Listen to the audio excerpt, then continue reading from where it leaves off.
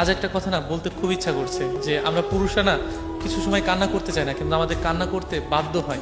আমরা চাই না যে কান্না করতে, আমরা সবসময় চাই হাসি মুখে থাকতে, প্রিয় মানুষ পরিবার সবাইকে ভালো রাখতে, কিন্তু আমাদের না কান্না করিয়ে ছাড়ে কিছু প্রিয় মানুষ, কিছু পরিবার।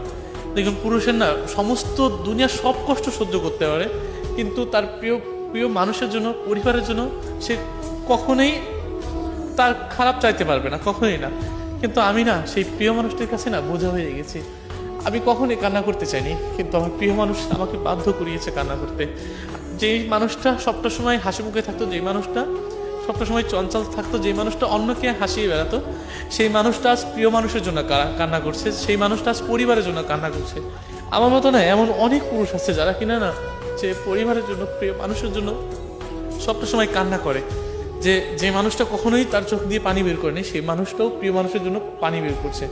তবে দেখেন যে প্রিয় মানুষটা কতটা ভয়ানক হলে তার প্রিয় মানুষের জন্য চোখের পানি ঝরে, বা সেই মানুষটা তার চোখের পানি ঝরিয়েই ছাড়ে।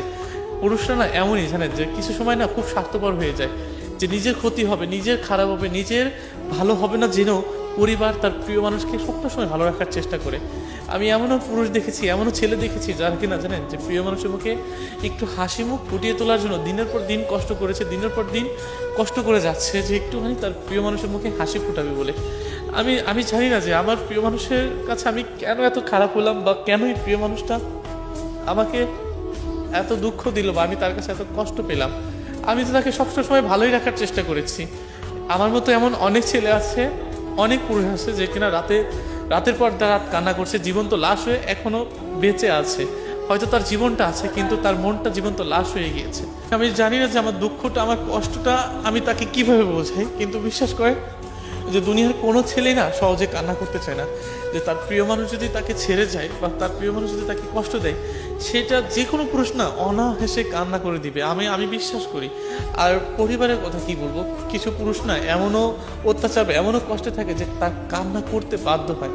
যে পুরুষ জাতি এমনই যে সমস্ত কিছু দিয়ে না তার পরিবার, তার প্রিয় মানুষকে ভালো রাখতে চায়। তবে আমার ক্ষেত্রে না এমনটা হয়েছে যে আমি আমার প্রিয় মানুষের জন্য হয়তো আমি কিছু কি করেছি আমি জানি না, হয়তো আমি আমার প্রিয় মানুষের কাছে এমন কিছু করেছি, বা এমন কিছু হয়েছি, বা এমন কোনো অপরাধ করেছি যে আমাকে কান্না করিয়ে ছেড়েছে, বা আমি কান্না করতে এখন বাধ্য।